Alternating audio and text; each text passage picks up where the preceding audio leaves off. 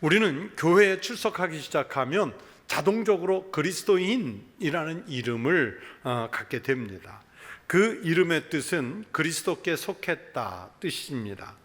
그러면 그리스도께 속한 사람들로서 우리가 닮아야 할 분은 바로 주님 예수 그리스도 그분 아니겠습니까? 여러분, 이것은 얼굴을 닮으라는 말씀도 아닙니다. 주님의 성품과 삶을 닮아야 한다는 말씀입니다. 주님을 닮으라는 뜻은 주님의 삶, 주님의 십자가, 주님이 우리에게 원하시는 그 뜻을 헤아려서 우리를 통해서 예수님이 나타나는 삶을 살아야 한다는 말씀입니다. 이 삶은 교회 다닌다고 해서 자동적으로 자연스럽게 일어나는 것이 아니라 예수 그리스도를 영접한 후 믿음 안에서 재창조되는 삶입니다. 그래서 오늘 본문 말씀에서 사도 바울은 15절에 이렇게 말씀하죠. 할례나 무할례가 아무것도 아니로되 오직 새로 지으심을 받는 것만이 중요하니라. 새로 지으심을 받는 것, 그것만이 중요하답니다. 여러분, 이스라엘 사람들은 자기들의 전통을 따라서 할례 받는 의식을 매우 중요하게 생각했지요. 모든 사람을 할례를 받은 유대인과 할례를 받지 않은 이방인, 이렇게 이분법으로 나눌 만큼 할례를 중요하게 생각했습니다. 그런데 예수 그리스도를 믿고 나서 보면 바울의 말씀처럼 할례나 무할례가 중요한 것도 아니고 심지어는 할례를 받았느냐 할례를 받지 않았느냐 하는 문제는 아무것도 아니고 예수 그리스도 안에서 새로운 삶을 사는 것이 훨씬 중요한 문제가 됩니다. 그래서 오늘 본문에서 오직 새로 지으심을 받는 것만이 중요하니라 이렇게 말씀하시고 있습니다. 할례를 받은 선민이라고 말하면서도 그 삶의 모습 속에서 주님의 모습이 전혀 드러나지 않는다면 여러분, 그 할례가 무슨 의미가 있겠어요? 차라리 할례 받았다는 것을 감추어서 하나님 영광 가리지 않는 것이 그나마 나은 모습이라고 말할 수 있겠지요. 오늘 이 본문에서 새로 지으심을 받는 것이라는 말씀은 주님의 피로 새 생명을 받은 사람들이 재창조되는 삶을 의미합니다. 아니, 한 걸음 더 나아가 주님이 원래 우리를 창조하신 그 모습으로 회복되는 것을 말씀합니다.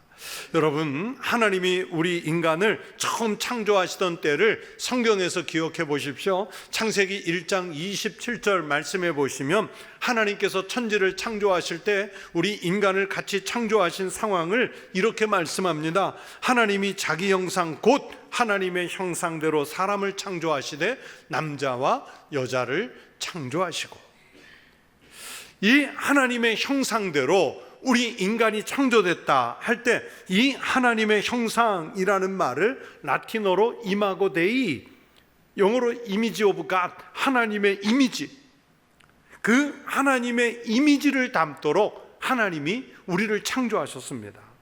그런데 우리 인간이 죄를 지으면서 우리가 창조 때 받은 하나님의 형상을 잃어버렸어요. 그래서 이 잃어버린 하나님의 형상을 회복하는 유일한 길이 있는데 오직 예수 그리스도 안에서만 가능합니다. 바울은 그것을 오늘 본문에서 새로 지으심을 받는 것, 이것이 중요하다고 그래서 말씀하세요. 예수 그리스도를 믿는다는 것은 바로 잃어버린 하나님의 형상을 회복하고 우리가 사는 모습을 통해서 주님을 닮은 모습이 드러나야 한다는 뜻입니다. 우리에게서 예수님을 닮은 모습이 보이지 않는다면 여러분, 우리 신앙은요 잘못된 길로 들어선 것이고, 우리가 하나님의 형상을 닮아가지 않으면서 이 자리에 수십 년 앉아 있었다면 여러분, 그것은 그냥 시간을 허송세월로 보내고 만 것이 됩니다. 그래서 우리는 잘못된 것을 닮으면 안 됩니다. 닮을 것을 바로 닮아야 합니다. 자식은 부모를 닮고 사람은 살면서 자신이 동경하는 사람을 닮아가는데 또 어느 때 보면 반대로 지나치게 미워하면서도 그 미워하는 대상을 닮아가는 경우도 종종 있습니다. 사람들이 어떤 대상을 닮는 방법에는 세 가지가 있는 것 같아요. 그 세 가지를 살펴보면, 첫째는 우리 속담에 그런 말이 있죠. 미워하면서 닮는다. 한 며느리가요, 시어머니를 죽도록 미워해요. 그런데 그 미운 시어머니는요, 하필이면 죽어도 한겨울에 땅이 꽁꽁 얼어서 땅이 파지지 않는 그때 죽어요. 괜히 죽는 날까지 미운 거예요. 그런데 그렇게 미워하면서 나중에 보니까 자기가 시어머니가 됐는데 내 시어머니보다 더 못된 시어머니가 된 거예요. 여러분, 그런 경우 있잖아요. 지금 시어머니인 분들, 내가 미워하던 시어머니하고 비교해서 어떤지 한번 생각해 보세요. 제가 아버지 학교를 수료하기도 했고 또 아버지 학교 강사를 여러 차례 했었는데요, 그 아버지 학교를 하다가 보면 이제 아버지인 사람들이 모였잖아요. 그런데 이 아버지 학교에 온 사람들이 상당히 많은 숫자가요, 내가 어렸을 때 우리 아버지를 얼마나 미워했는지, 우리 아버지 같은 인간은 되지 말아야지 막 이러면서 아버지를 심지어 증오하고 관계를 끊고 싶은 그런 모습이었는데, 내가 한 여인의 남편이 되고 내가 자식들 낳아서 아버지가 된 다음에 보니까 내 아버지보다 더 못된 아버지가 돼 있더라. 여러분, 아버지 학교에서 그룹 토의할 때 보면요, 10이면 8, 9명의 아버지가 이 고백을 합니다. 이 고백을 해요. 그냥 미워하면서 닮았어요. 또 두 번째 경우는 잘못된 동경심에 빠져가지고 당장에 보기에 좋아 보이고 멋있어 보이니까 나도 좀 저렇게 닮아가야겠다 해서 닮는 경우가 있어요. 예를 들면 이런 거예요. 아이들이 볼 때, 청소년들이 볼 때 어른들이 뭔가 심각한 고민에 빠지면 담배 하나 탁 물고 막 이렇게 연기 뿜뿜 품어내는 거 보고, 야, 고민할 때 저 표정이 멋있다, 나도 해봐야겠다.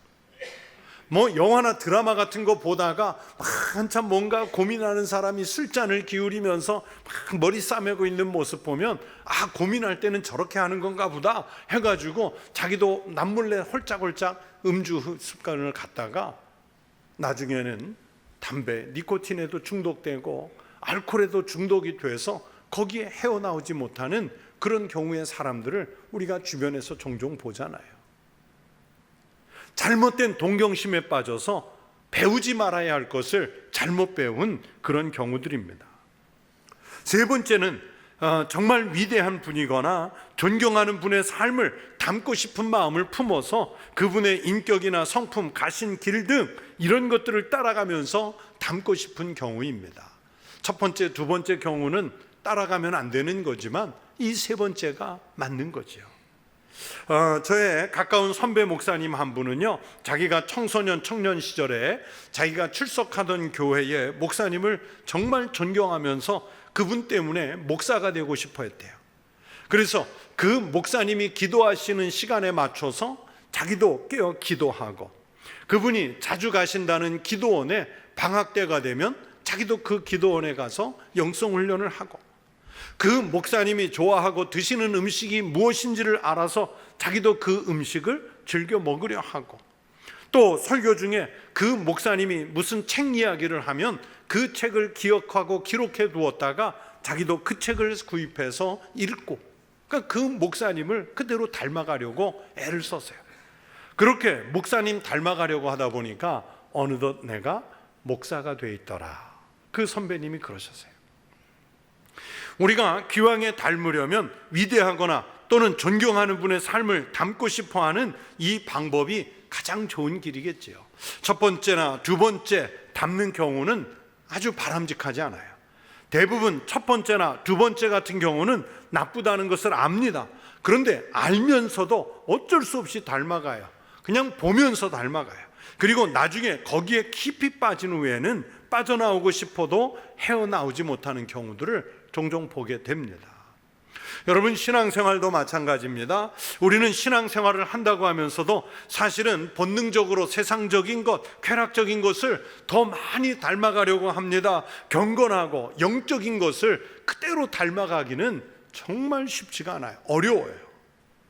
이스라엘 역사에서 나타나는 이스라엘 백성들의 행태를 보세요. 가나안 땅이나 당시의 중동 지방의 풍습을 좇아 문화를 즐기는 것이나 그들의 우상을 섬기는 것이 신앙에 그렇게 위배가 되고 나쁘다는 것을 이스라엘 사람들은요 잘 알고 있었습니다.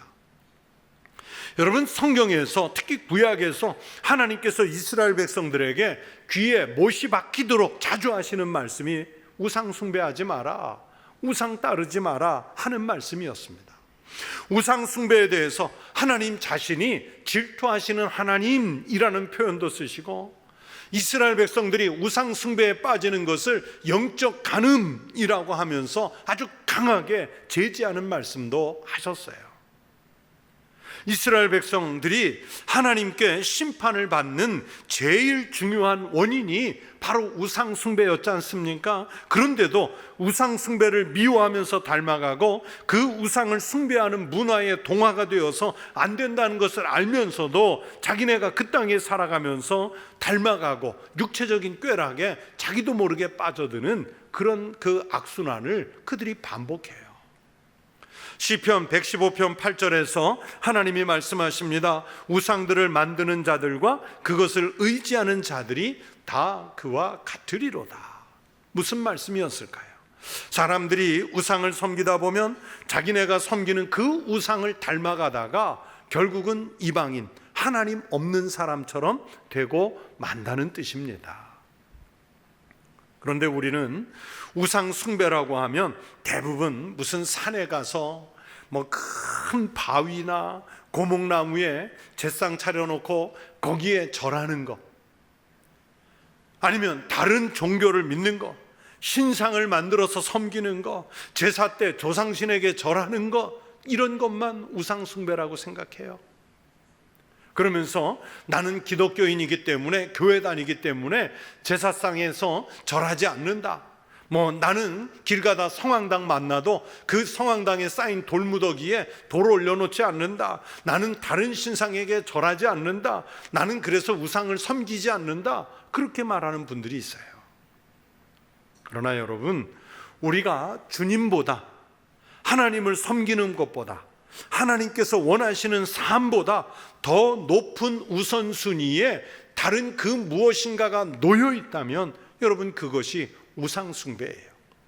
그러니까 우리가 이스라엘 백성들처럼 하나님 신전에 가 있으면서도, 예배당에 와서 앉아 있으면서도 하나님보다 더 위에 놓여진 것을 놓고 예배한다면 우상을 섬기는 행태입니다. 성경은 우리가 언제나 어떤 형편에서나 예수 그리스도를 닮으라고 말씀합니다. 우리가 예수를 구주로 고백하면서 신앙인의 삶을 산다는 것은 조금이라도 더 예수 그리스도를 닮기 위한 정말 힘겨운 시도가 있어야 한다는 뜻이죠. 그것은 곧 십자가를 지는 일과 관계가 있습니다. 오늘 본문 14절에 사도 바울이 말씀하시죠. 내게는 우리 주 예수 그리스도 십자가 외에는 결코 자랑할 것이 없으니. 여러분, 우리가 익숙하게 알고 있는 대로요, 사도 바울에게는 자랑할 것이 얼마나 많았습니까? 그의 가문, 그의 학벌, 또 그의 권력, 그의 신분, 이 모든 것들이 자랑거리예요.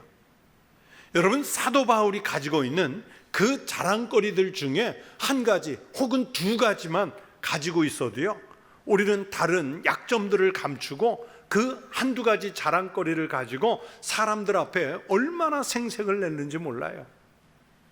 그런데 사도 바울은 그 한두 가지가 아니라 남이 가질 수 없는 정말 다양한 자랑거리들을 많이 가지고 있었어요. 하지만 나중에 예수 그리스도를 만난 후에 보니까 바울은요, 자기가 가지고 있는 그 모든 자랑거리들이 다 우상 숭배였습니다. 쓸모없는 것들이었습니다. 그래서 그 자랑거리들을 이제 다 버렸습니다. 마치 배설물 버리듯이 버렸다 그랬습니다. 그리고 유일하게 남은 한 가지 자랑거리는 바로 예수 그리스도뿐입니다. 그것도 영광스러운 예수 그리스도의 모습이 아니라 오늘 성경이 말씀하잖아요, 예수 그리스도의 십자가 하나뿐이었다 그랬어요. 결국 주님을 닮은 그 삶은 십자가를 지는 삶과 뗄래야 뗄 수 없는 관계라는 것을 말씀하시는 거예요.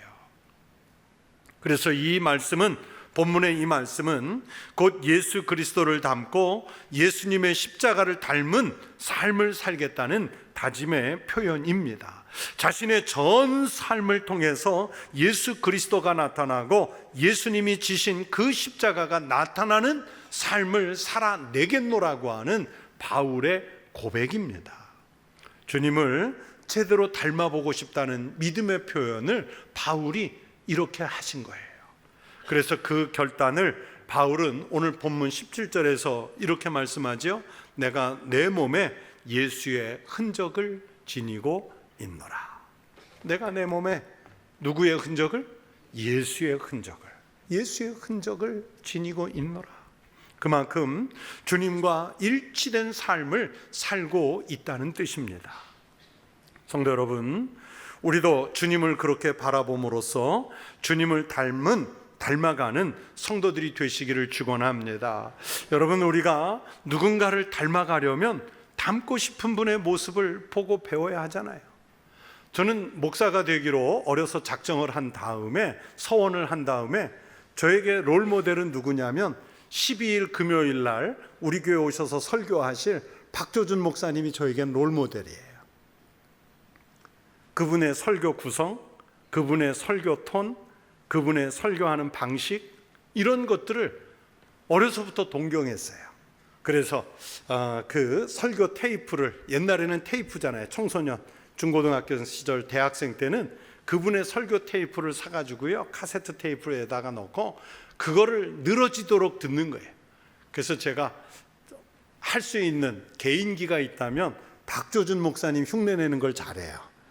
쑥스러워서 여러분 앞에서는 안 하지만 친구들은 가끔 저보고 박조준 목사님 흉내내보라고 그럴 정도로 제가 똑같이 해요. 왜냐하면 늘 그분의 설교를 들으면서, 저도 모르게 하고 말았어요 지금 그분이 그렇게 하세요. 늘 그분의 설교를 들으면서 제가 연습을 했어요. 그분 그대로 연습을 했어요. 그러면 우리가 주님을 닮기 위해서라면 여러분, 예수님을 상세히 관찰해야지요. 말씀을 통해서 주님을 관찰해야지요. 성령님의 임재를 통해서 주님의 뜻을 파악해야죠. 주님이 어떻게 기도하셨는지, 우리 주님이 시험을 당하면 어떻게 이겨내셨는지, 우리 주님이 그 십자가를 어떻게 지셨는지, 주께서 병든 자들, 악한 사람들을 어떻게 대하셨는지, 주께서 죄인들에 대해서는 어떻게 대처하셨는지를 우리가 보고 배워서 그 모습을 우리가 드러내야죠. 우리가 예수님을 바라봄으로써 예수님을 조금이라도 닮을 수 있다면 이것은 참으로 영광스러운 사건입니다. 우리가 주님을 우리의 주님으로 모시고 섬긴다면, 그리고 우리의 마음으로 주님을 신뢰한다면 주님의 아름다움은 우리의 얼굴에서, 우리의 삶에서 아주 자연스럽게 변화된 모습으로 나타나질 줄로 믿습니다. 믿음의 눈으로 주님을 바라보는 사람은 주님처럼 변화되어가는 역사가 일어날 줄로 믿습니다. 예수 그리스도를 자랑하고 힘겹고 어려울지라도 십자가를 품고 희생의 삶을 사는 신앙으로 주님을 바라보아서 주님을 닮아가는 거룩한 성도들이 되시기를 축원합니다. 그런데요, 현실에서 안타깝게도요, 목회를 하면서 현대 그리스도인들을 보면 그렇지 않아요. 자신들의 삶을 현대 그리스도인들이 얼마나 예쁘게 잘 포장하는지 모릅니다. 그러니까 자기의 신앙관을 말로 포장을 해요. 저는 그걸 위장이라고 그러는데, 처음에 잘 모를 때 만나서 이야기를 들을 때는요, 저 성도는 신앙이 참 좋은가 보다, 신실하신가 보다, 그렇게 생각을 하는데, 한참 만나고 같이 신앙생활하다 보면 말은 번드르한데, 그런데 삶은, 실제 살아가는 삶의 자리에 나가서는, 아니면 같은 교회 안에서조차도요, 신앙의 삶을 따르지 못해요. 헌신하는 면에 있어서나 아니면 실제적인 삶에서 예수가 안 보여요. 여러분, 우리가 신앙생활을 하면서 말로만 할 수는 없지요. 예수 그리스도를 닮으려면 항상 예수님을 위해서 살아야 합니다. 우리가 조금이라도 예수 그리스도를 위해 삶으로 표현할 때 말로 하는 어떤 경우보다도 큰 신앙적인 영향력이 나타날 수 있습니다. 우리는 행동하기 전에, 우리는 말하기 전에, 우리는 무엇인가를 하기 전에 지금 하려고 하는 이 일이, 내가 지금 입에서 나오게 하려는 나의 이 언어가, 이 행동이 하나님께 영광이 되는지, 주님을 위하는 일인지를 생각해 봐야 합니다. 고린도전서 10장 31절에서 그래서 사도 바울께서 하나님의 말씀을 전합니다. 그런즉 너희가 먹든지 마시든지 무엇을 하든지 다 무엇을 위하여 하라? 하나님의 영광을 위하여 하라. 먹든지 마시든지 무엇을 하든지 다 하나님의 영광을 위하여 하라. 우리 예수님은 하나님과 동등하신 하나님이시면서도 보내신 하나님 아버지의 영광을 위해서라면 십자가를 기꺼이 지셨어요. 종의 형체를 가지고 십자가 앞에서 무릎도 꿇으셨습니다. 제자들의 발을 씻기기 위해서 허리에 수건을 두르셨습니다. 주님이 그렇게 하신 것처럼 우리도 무엇을 하든지 주님을 위해, 영광을 위해 해야 합니다. 그런데 주님을 닮아서 사는 삶의 길은 바로 주님의 십자가를 자랑하며 주님이 내게 지라고 명령하신 그 십자가를 지고 살아가는 것입니다. 사도 바울은 예수님을 만난 후에는 오늘 본문이 그러죠. 십자가 외에는 결코 자랑할 것이 없는 사람이 되었습니다. 인생 정말 잘 풀리던 사람이, 속된 말로 세상 잘 나가던 사람이 예수님을 만나는 바람에 고난의 삶을 살아요. 굶어야 했습니다. 주님처럼 온갖 박해와 비난과 위험을 감수하는 삶을 살아요.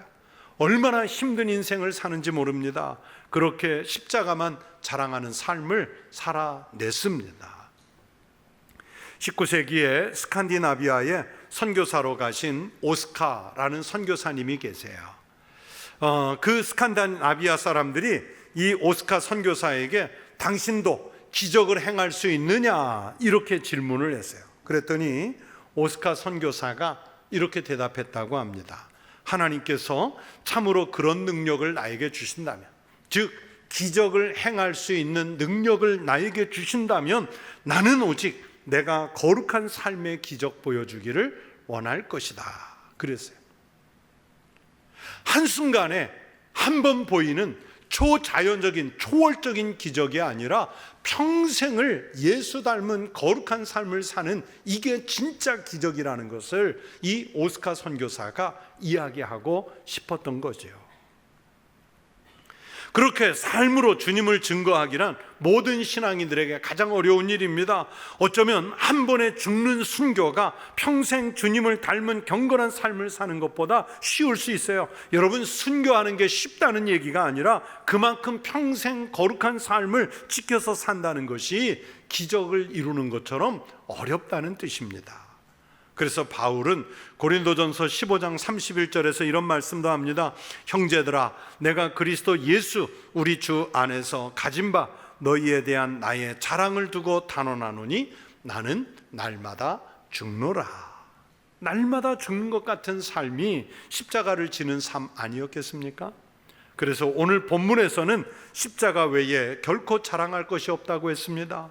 그리스도로 말미암아 세상이 나를 대하여 십자가에 못 박히게 한다 했습니다. 그리고 자기 자신도 내가 또한 세상을 대하여 그러하리라 말씀도 하면서 주님을 위해서라면 그렇게 십자가를 지는 헌신의 삶을 닮아갈 것이라고 말씀했습니다. 십자가 없는 신앙은요, 여러분, 신앙이라고 말할 수 없어요. 십자가에 못 박힌 내가 자랑거리여야 온전한 신앙이라고 말할 수 있어요. 그것이 바로 주님을 닮아가는 신앙적인 삶입니다. 여러분 어떻습니까? 그동안 수십 년 동안 주님을 믿는다고 했지만 진정 주님을 모시고 주님을 섬기며 주님을 닮아가는 삶을 살기 위해 힘쓰셨습니까? 그리고 앞으로도 주님을 모시고 살 것이라고 평생 변하지 않겠다고 신앙적 다짐을 하는데, 그렇다면 주님을 닮아 살기 위해서 여러분은 무엇을 어떻게 할 계획을 가지고 계십니까? 여러분, 주님을 바라보고 주님을 닮아 여러분의 심령 속에 예수의 흔적을 갖는 믿음의 성도들이 되시기를 바랍니다. 그래서 우리가 세상에 나가 살 때 우리가 어떤 이론이나 관습을 쫓아 사는 것이 아니라 우리의 심령 속에 예수의 흔적을 가져서 예수의 그 흔적을 드러내며 살아갈 때 우리의 신앙이 온전해질 줄로 믿습니다. 그렇게 예수의 흔적을 자랑하고 드러내는 성도의 삶을 살아가실 수 있게 되기를 주의 이름으로 축원합니다.